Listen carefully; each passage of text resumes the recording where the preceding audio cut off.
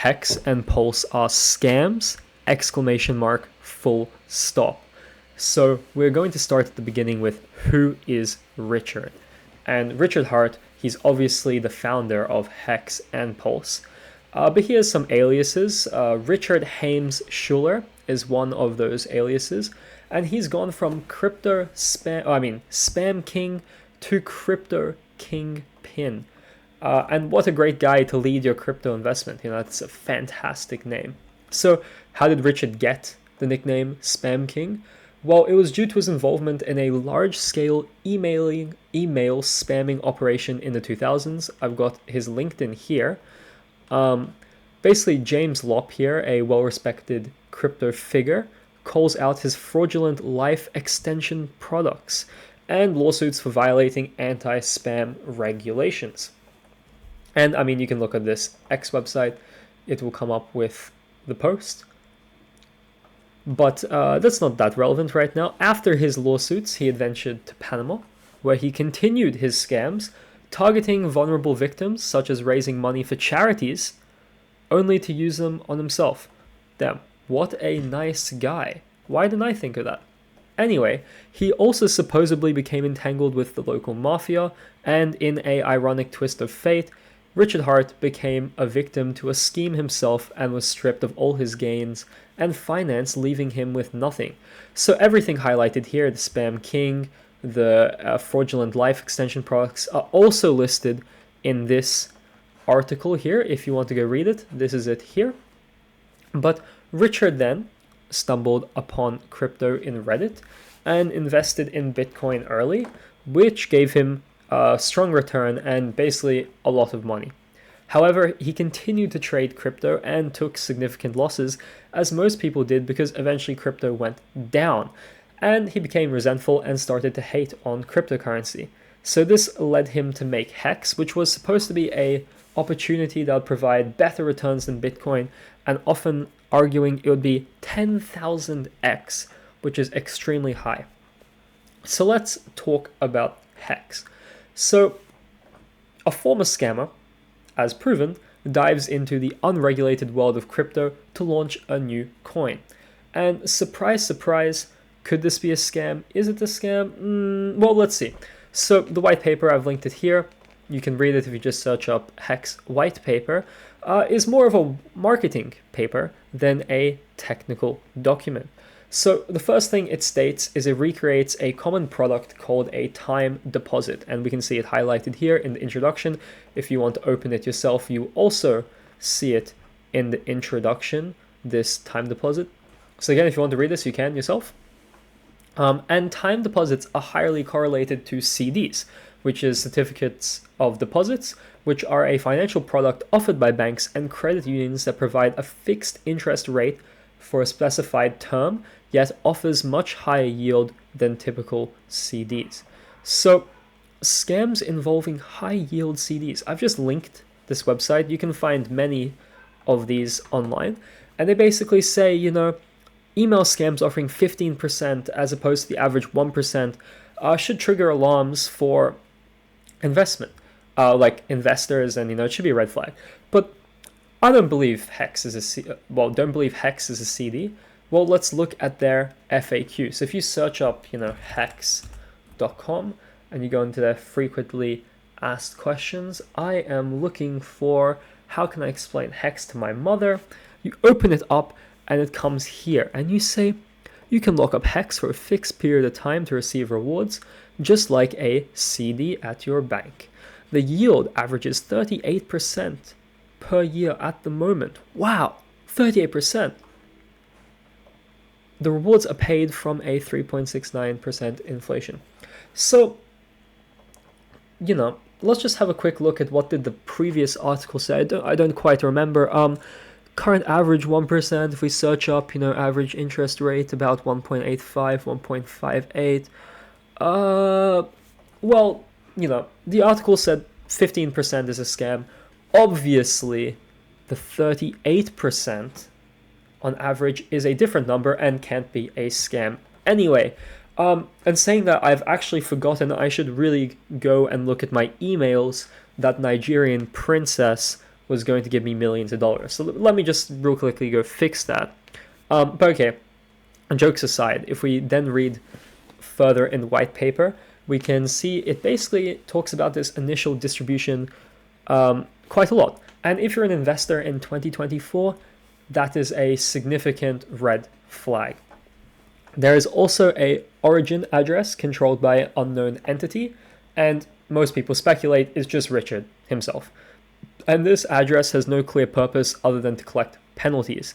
And what a penalty is, basically this staking period, if you were to stake before the allocated time, so if you allocated for a year and you pulled it out at 185 days or something, basically half of all rewards earned would go to this origin address, and the same is if you were to not claim your reward after the staking time has been completed. So basically he's just farming rewards off people, and it's coded in, so like unlucky, you just have to accept it. And just moving on from that, the chain did a free Bitcoin claim airdrop. And this is a clever marketing stunt to increase volume and make it appear as if the project had widespread adoption. So the big part here is increase volume. However, the actual use of Hex is speculative, and users earn rewards for locking up their tokens. Earlier and longer stakes equals higher rewards, and this token provides no real-world use case other than just staking itself. So as we said, you get 38% on average a year of the Hex token, and that is literally all it does. So is Hex a Ponzi scheme? Well, again, if you go to the frequently asked questions, no, it's not. And I've left the screenshot here. Well, oh my god, Crisis adverted, they said it's not a scam. It's not a Ponzi scheme. This is amazing. I should definitely believe them. But he's a scammer. No, that's not important. We'll just move on. So yield is paid to stakers, and that comes from inflation and not other users, which is kind of what they claim why it's not a Ponzi scheme, because money is not coming from other users, it's coming from inflation of the ecosystem. And you mint your own rewards by interacting with a contract, so in theory you're not dependent on others to pay you, just dependent on the smart contract executing as programmed. So again, the smart contract is is what generates your rewards. And then I've left, is Hex a Ponzi scheme? Because it seems they really like focusing on answering, is it a Ponzi scheme?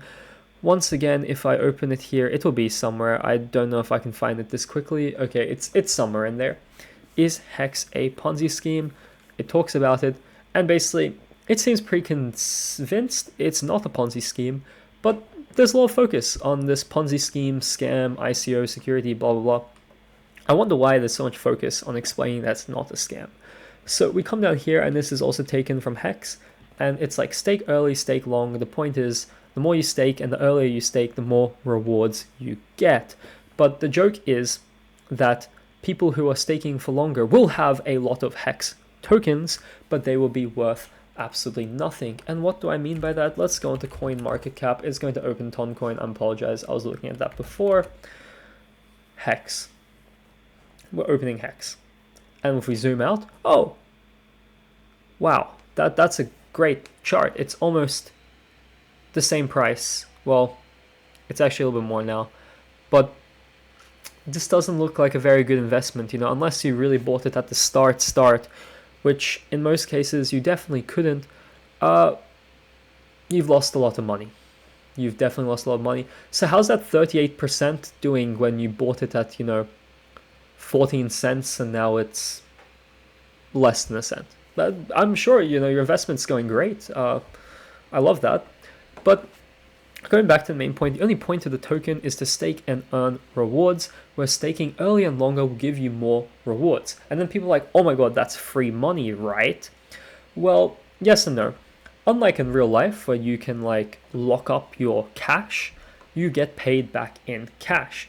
But here you get paid back in Hex. And so for you to actually earn something, Hex needs to be worth something. So if Hex isn't worth anything, then having infinite of nothing is still nothing. It doesn't matter that you have, you had 1,000 nothing, and now you have 100,000 nothing, you still have nothing. And that is kind of the point. It's just worthlessly generating more and more of itself with no other use case. And why is there no roadmap?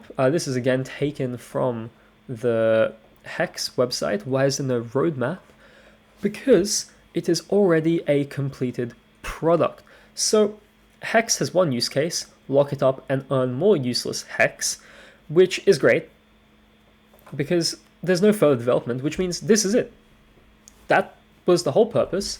This one spike is what earned, some people money, probably Richard the money, and there's zero, in my eyes, zero potential of another spike, because why would you buy this? It's completely useless. There's no ongoing development. It is a finished product. So there's going to be no new catalyst. Then also, we look at the volume of Hex. So I've taken a screenshot, but if you don't believe me, you can look again. Almost 88,000 volume, yet $600 million market cap.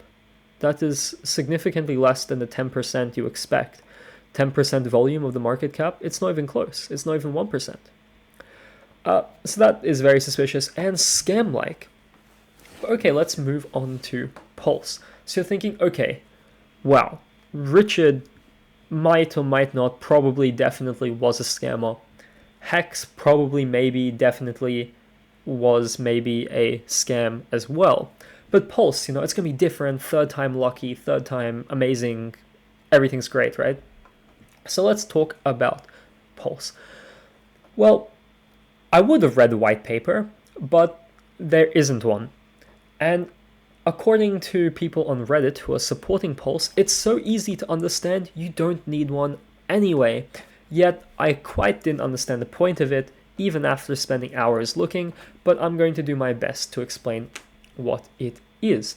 So going on to the Red page, the best explanation I could find is Pulse Chain is a fork of Ethereum with delegated proof of stake, lower fees, higher throughput, fee burning, completely, it's going down, and the world's largest airdrop. Wow, I swear we heard world's largest airdrop from somewhere else. Let me just scroll up.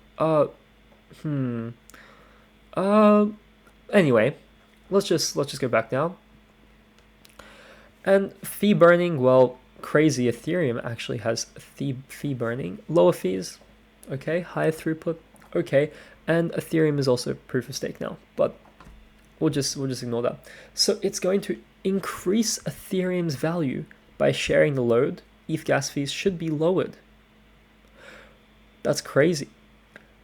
Enrich ETH users by doubling their ERC20 tokens. We'll talk about that. It's going to enrich NFT users as well. It's easy to use, and here's the funny thing: it's actually not. A lot of people struggle with getting onto Hex, but we're not, and Pulse. We're not going to talk about that. Lower Pulse chain fees. Okay, we'll give them this one. It does have lower fees, but it also has no one using it, so the network has never really been tested. It removes pollution. This is like completely outdated because Ethereum also converted to proof of stake. Ethereum, for context, was proof of work at one point, but then did convert to proof of stake. And PLS has 0% inflation and 25% of validator fees burnt. Wow.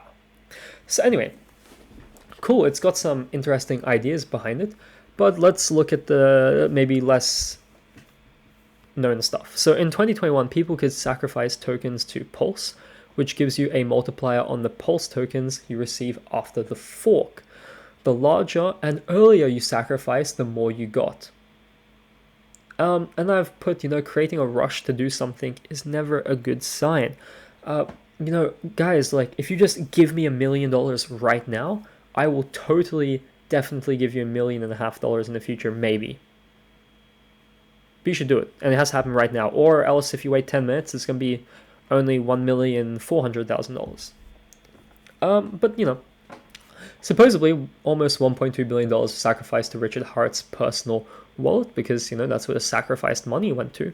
I've taken a screenshot here. It's under $1 billion, but then if you read a few of these articles down below, it will say 1.2 billion. And then, you know how I just said, like, the sacrifice phase was going to give you a multiplier on Pulse tokens later? Well, oh my god, according to the Pulse website, there was a changed description that said, by sacrificing your crypto, you do not buy PulseX. You can give your crypto away, sacrifice it as a political statement. And then you're guessing, like, well, which one is it? Was it a political statement? Was I supposed to get a multiplier on my rewards? And then I guess since he spent his money on a Enigma diamond using some of the sacrificed money, that answers your question. So if we just real quick open this website, you can see it raised, there is a 1.2 billion, hopefully here somewhere. Maybe if it's not, it might be in the other article, but he spent money on the Enigma diamond and defrauded investors. Let me just real quick open up the other. Okay, well, he raised more than $1 billion in crypto assets from investors. And yeah, I kind of skipped over this part, but did I mention the SEC was well, first of all, suing him with a lawsuit for misappropriating millions of dollars of investment funds. And, you know, if you really wanted, here is the website, SEC, Securities and Exchange Commission, and here's the article. So my 2 cents here is, I did this research. Do not buy Hex. Do not buy Pulse. Do not buy anything related to Richard Heart. It doesn't matter how many charities he supposedly donates to. In most cases, he probably gets money out of that too, as well. So please finish this sentence. If it looks like a scam and sounds like a scam, it's probably a